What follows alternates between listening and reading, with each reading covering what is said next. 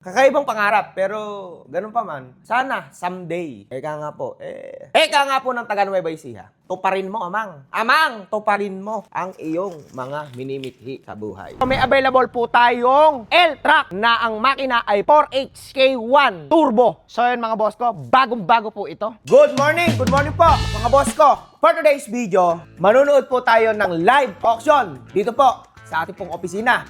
Hindi po tayo nakapunta sa Subic, Zambales dahil medyo busy po tayo ngayon, araw na to. Meron po akong kausap na tao at meron po akong lalakarin.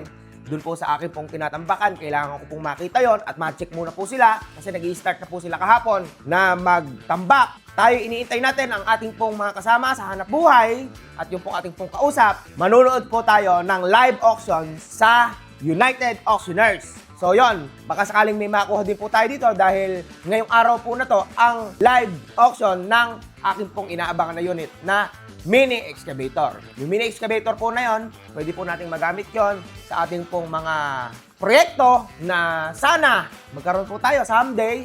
At sa ngayon, magagamit din po natin yon dun sa ating pong tinatambakan. Yung pong mini excavator na meron po siyang pang-pushing, yung may parang bulldozer na maliit doon sa ilalim, yung pang-pushing. Ito po yan, yung live auction na yan. 8:30 daw po, magsisimula. So, 8:16 pa lang. Tumawag na po ako sa United Auctioneers. Baka po kasi may kaligtaan tayo kasi ito na po yung ating pong number. 890, lucky 890. Ayan po mga boss ko ha. Sana mga boss ko may makuha tayong unit, potential na pwede nating ibenta at magamit po natin sa ating pong hanap buhay. Tuloy-tuloy lang po ang ating pong maghapon at mag-iingat po tayo. Wait lang po natin mag-live at ipakikita ko po sa inyo kung paano po ang pag-bid ng online live auction dito sa United Auctioneers. Maraming salamat po sa inyo lahat at magandang umaga. Trabaho muna po habang tayo nag-iintay ng live nila. So, ganito po talaga ang buhay. Kasi meron po tayong mga obligasyon araw-araw. Tauhan po tayo, may pamilya na kailangan po nating gampanan araw-araw. Waiting lang po tayo sa live auction. So, shout out po sa akin pong editor, si Clip. Clip, nasan ka na? Anong oras na? Ha? Alas 8 na, sabay lang tayo natulog kagabi. So, ako muna po ang nagbibideo sa aking sarili habang siya masarap ang kanyang tulog sa kanyang pong work. Daming trabaho mga boss. Minsan parang paramdam gusto mo na rin sumuko Pero wag, laban laang. Walang masamang lumaban sa buhay. Dahil kung ikaw ay susuko, ikaw ay mapapagod, nako, yung mga pangarap po natin. Ang pangarap po natin, magkaroon po tayo ng sarili po nating chopper. Dahil yung pong chopper, mataas, tanaw mo silang lahat. Pero kailangan, tanaw mo sila, kailangan marunong ka rin bumaba. Dahil hindi pwede na lagi kang nasa taas at lagi mo silang tanaw. Mas magandang nasa baba ka na natatanaw mo sila. Pero ganun pa man mga boss ko, pangarap natin yun magkaroon tayo ng sarili po nating chopper. Kasi masarap kung yung kapaligiran, tanaw mo. Kakaibang pangarap, pero ganun pa man. Sana, someday. Eka nga po ng taga Nueva Ecija. Tuparin mo, Amang. Amang, tuparin mo ang iyong mga minimithi sa buhay. Tagsa po.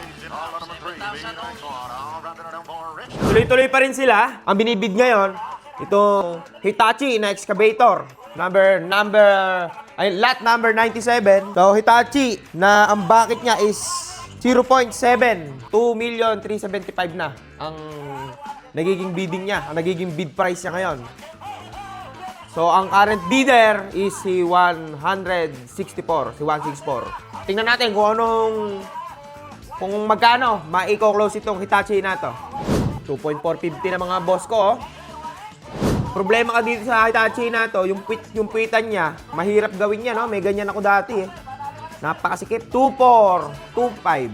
2,425,000. So, mamimili sila dyan. 97. Ito, kinuha niya yung 97. 2,425,000. 2,425. So, dalawa, pamimilian. Parehas na sold ng 2,425 each. Kung walang kukuha nito, on-site. 2.3 million.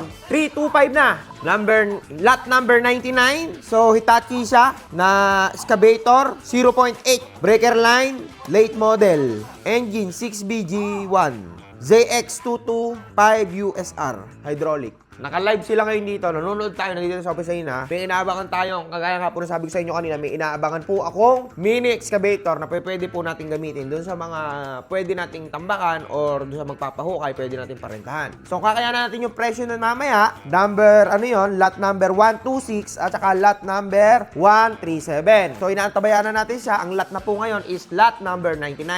So, wait lang po tayo. Tapos, nood-nood lang din po tayo hanggat iniintay natin yung kausap natin para may idea na tayo sa mga susunod na presyuhan. Nililista na rin natin dito yun sa listing catalog.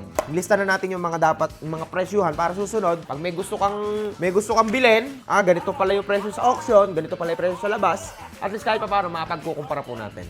Ito, 1.8 na mga boss ko, ha? 1.8.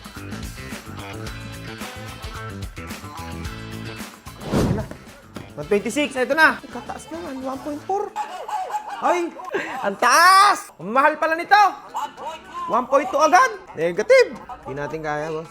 Mataas mga boss ko. Hindi ko expect na ganito kataas to. Akala ko mga nasa 800 pababa. Mataas eh. Okay lang po mga boss. Ganun po talaga. Importante, ito, yun yung inabangan natin. Pero kung hindi natin kaya, okay lang naman. Mahirap magpakasubo. Wala ko naman tayo paggagamitan nun. May mga susunod pa naman.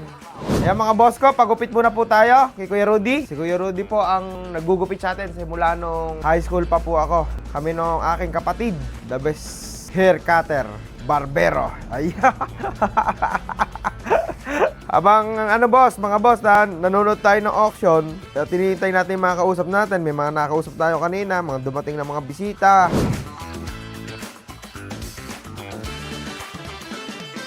Ito, may oras naman tayo ngayon para magpagupit. Yan po talaga, sobra busy eh. Mamaya pa pupunta tayo sa site ng tinatambakan po natin para makita po natin. At kailangan na po kasi ng loader doon para makita lang po natin yung naitambak na po nila doon kahapon at saka ngayon. Okay, let's go! Nakapanood na po tayo ng bidding auction sa live. So, naipakita ko naman na po sa inyo kung paano pong mag-bid sa online auction. Tapos, waiting na lang po tayo sa isa po natin kausap pa. At after nun, pupunta na po tayo sa ating pong tinatambakan na lupa. Maraming salamat po sa inyo at mag-iingat po tayo lahat. Let's go! Ito po, ginabi na po tayo. Hindi po tayo napunta doon sa ating pong site na tinatambakan. Sabi ko, hindi rin po pwede bukas dahil may pupunta kami sa auction bukas sa isang araw na po mga boss ko. Kasi meron po akong kinausap na tao. Matagal po yung naging usapan po namin dalawa at marami po kaming mga plataformang inayo. So, ganun pa man mga boss ko, ito meron po ako tapakita sa inyong for sale na unit po natin. Pero sa isang araw, ibablog ko po ulit ito. Montage lang po natin. Let's go! So, may available po tayong L-Track na ang makina ay 4HK1 Turbo. So, yun mga boss ko, bagong-bago po ito. Ito pong truck po na to ay 16 feet ang haba. Double tire. Turbo po ito mga boss ko, no? Ito mga boss ko, ang year model po natin ito is 2024. Ito po ay hindi pa po nagagamit din sa Pilipinas. Halika, pakita ko sa'yo. I-start po natin. Neutral. Yun, napakaganda. Yung pong L-Track po natin na binibenta na to is aircon po ito. Napakalamig po ng aircon ito, ha?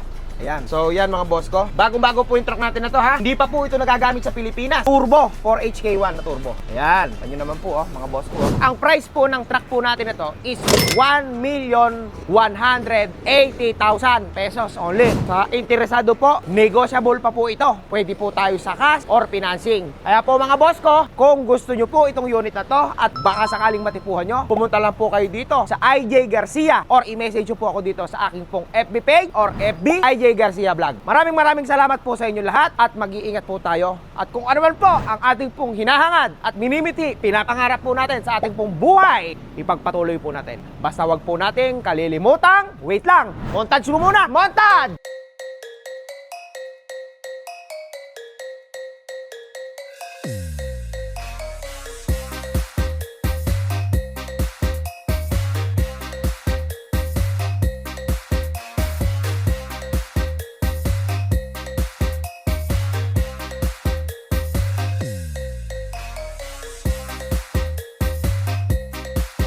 At wag po nating kalilimutang tumawag sa taas.